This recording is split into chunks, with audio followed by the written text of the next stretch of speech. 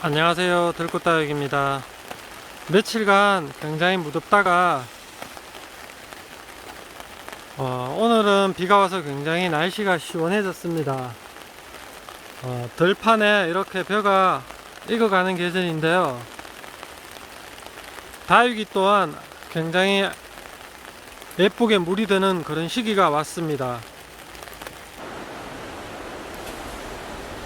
많은 다육이 매니아들은 가을에서 겨울 되는 시기에 창들을 많이 사시는데요, 그 이유 자체가 낮밤의 기온차가 높아지는 시기 창들이 아주 예쁘게 물이 들기 때문에 가을에서 겨울에 저희들이 전체적으로 봤을 때 창들 판매가 굉장히 많이 이루어집니다.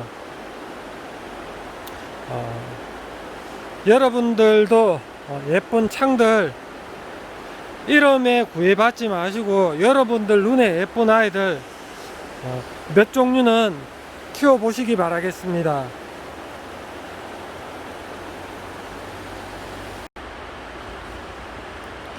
가을과 겨울에 예뻐지는 창들 이야기 잠깐 해봤었는데요, 지금은 여러분들에게 다육이 물 주는 요령에 대해서 또 잠깐 또 얘기를 또 나눠보도록 하겠습니다.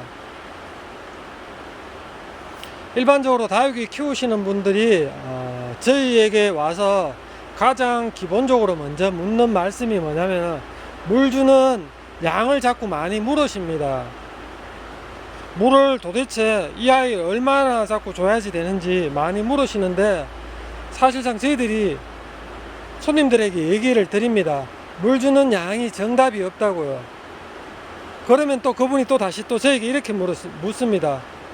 일주일에 이 아이는 물을 몇 cc를 줘야지 되느냐고, 종이컵에 몇 컵을 줘야지 되는지 자꾸 그렇게 물으세요.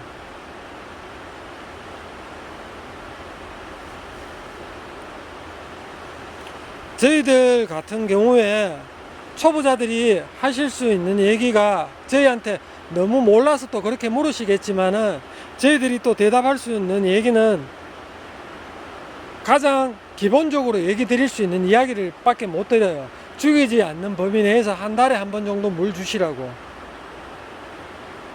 사실 다육이 물 주는 거는 정답이 없습니다.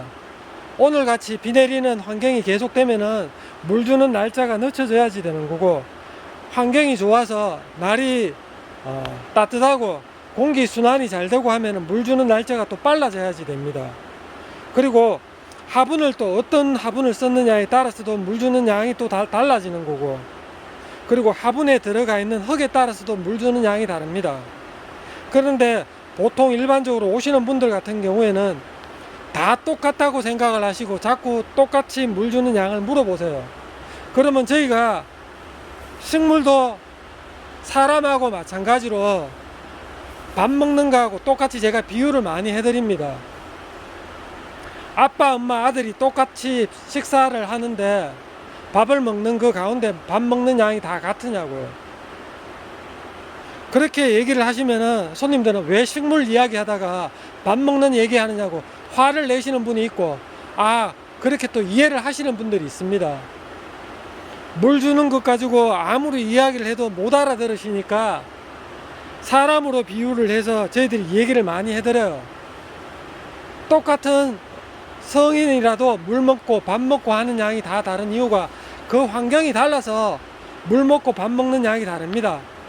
식물도 그 환경이 달라서 물 먹고 밥 먹는 그 양이 다 다른 건데, 어떻게 다 똑같을 수 있느냐고 그렇게 얘기를 드리면은 식물 얘기하다가 사람 얘기한다고 성질을 내시는 분들이 간혹 계세요.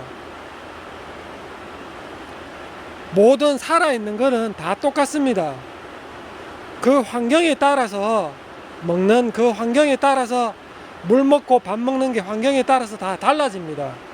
그거를 이해하시는 분들은 식물을 잘 키우시는 거고, 그거를 이해를 못 하시는 분들은 계속 죽이실 수밖에 없습니다. 지금 제가 두 가지를 보여드릴게요. 이 아이하고 이 아이하고 똑같은 화분입니다. 그리고 똑같은 화분에 똑같은 흙이 들어가 있습니다. 하나에는 식물이 조금 더 크고 하나에는 식물이 더 적습니다. 똑같은 이 아이를 두고 똑같은 환경에 두고 물을 준다. 분명히 조금 더 큰 아이가 물을 조금 더 먹게 됩니다. 근데 항상 집에서 물을 주실 때는 두 아이 다 똑같이 물을 줘버립니다. 그래서 탈이 나는 거거든. 항상 물을 주실 때 물을 주고 난 뒤에 이 흙이 밖에 있는 흙 말고 속을 요렇게 뒤집어 봤을 때 그 안에 있는 흙까지 바짝 마르는 시기가 일주일 안에는 흙이 바짝 마를 만큼의 물을 주시는 게 가장 정확합니다.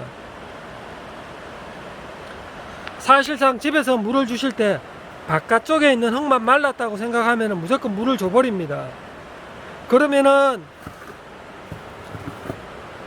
그 아이는 당장은 괜찮을지 몰라도 일주일 지나고 한 달 지나고 했을 때 분명히 죽는 게 나옵니다. 여러분들이 물 관리하시는 게 플라스틱 화분에 있을 경우, 그리고 토기 화분에 있을 경우 화분에 따라서도 물 먹는 게 달라지고, 그리고 흙 자체가 상토가 더 들어가 있는 흙, 그리고 마사가 더 들어가 있는 흙에 따라서도 물 먹는 게 달라집니다.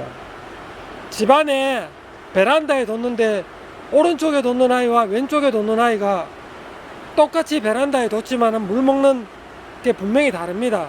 왜 그러냐 그러면은 환경이 바람이 조금 더 잘 통하는 아이, 베란다 오른쪽이 바람이 조금 더 잘 통하면은 오른쪽이 더 빨리 물을 먹을 거고, 왼쪽이 바람이 조금 더 안 통하면은 그쪽이 물을 더 적게 먹습니다. 그거를 이해하고 물을 주셔야 되는데 항상 똑같이 물을 주시고 이 아이는 항상 죽더라 그렇게 얘기하시는 분들이 많습니다. 여러분들이 항상 물을 주실 때 환경을 먼저 생각을 하셔야 됩니다. 베란다 오른쪽 왼쪽 그리고 베란다 위에 쪽과 밑에 쪽 분명히 물 먹는 게 달라집니다.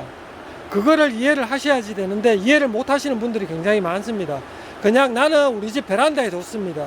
베란다에 뒀는데 창문을 얼마만큼 많이 열어 두셨느냐, 그리고 베란다에 뒀지만은 바람이 안 부는 날, 다육이를 많이 사랑하는 분들 같은 경우는 선풍기도 틀어줍니다. 그런 분들은 아무래도 흙 자체가 조금 더 빨리 마르니까 물을 조금 더 자주 주셔도 되는 거고, 그런 환경을 안 만들어 주셨는 분들은 물을 무조건 적게 주셔야지 됩니다.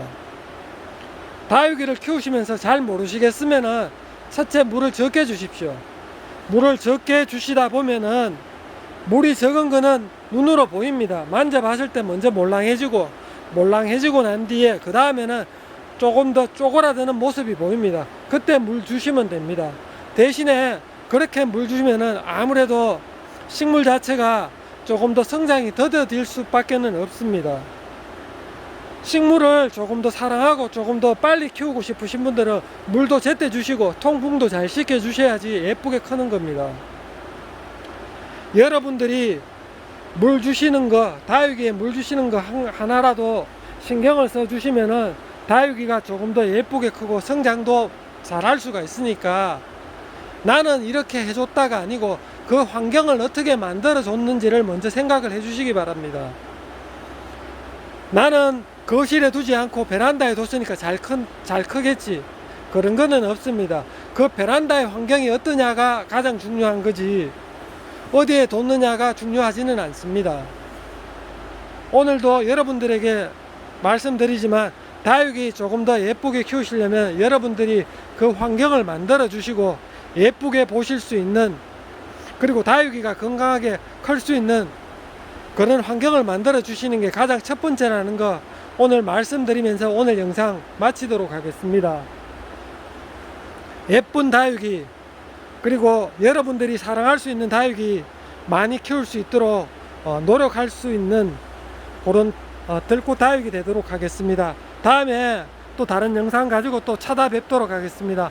오늘도 시청해 주신 구독자 여러분들께 감사드립니다. 감사합니다.